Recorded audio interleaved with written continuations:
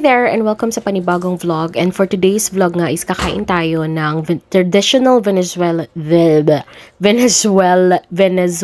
dish. Bakit ba nabubulol ako? Ang tawag nga nila dito is hallacas. Ito yung parang tamales ng mga Venezuelans. Bago pa nga sumapit yung Pasko, sinasabi na sa amin ng landlord namin na gumawa nga sila ng hallacas. At gusto nga nila kaming bigyan para matry daw naman namin. Habang hinahanda nga to ni Amar, feeling ko ang complicated ng pagkakagawa nila dito. At very time consuming kasi parang 3 layer yata ng banana leaf yung ginamit nila dyan para sa isang tamales lang. Bang binubuksan niya nga, takam na ako at hindi na ako nakapagpigil kaya pumulot na ako ng maliit na piraso. Hindi na ako makapaghintay kahit napakainit pa. Kahit maliit nga piraso nga lang yung natikman ko, sobrang sarap na. Kaya naman na-excite ako. Kahit nga si Amar, hindi na rin nakapagpigil kahit sobrang init.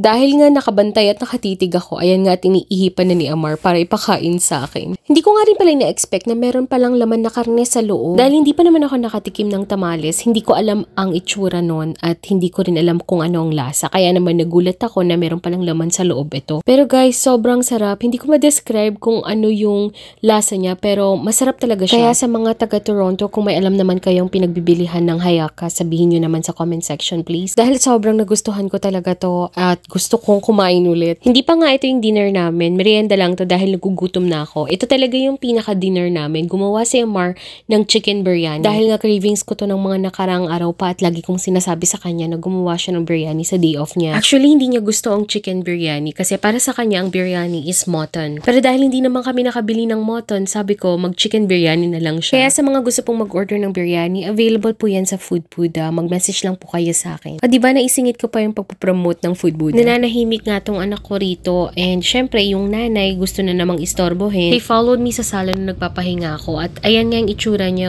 Kala mo pagod na pagod sa trabaho. Syempre dahil nananahimik yung anak namin, hindi pa kami mapakali kaya naman binuhat ko siya at pinunta ko sa labas. At dahil nga nag-i-snow ngayon at kahit hindi pa ganun kakapal yung snow, atat na kaming ipunta siya sa snow. No, you're not doing it. Okay. Ready?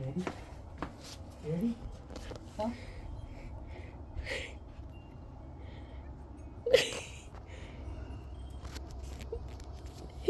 He doesn't know what to do.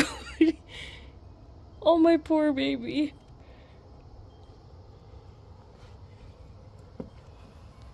Is it cold, baby? Is it cold? Too cold for you? Oh.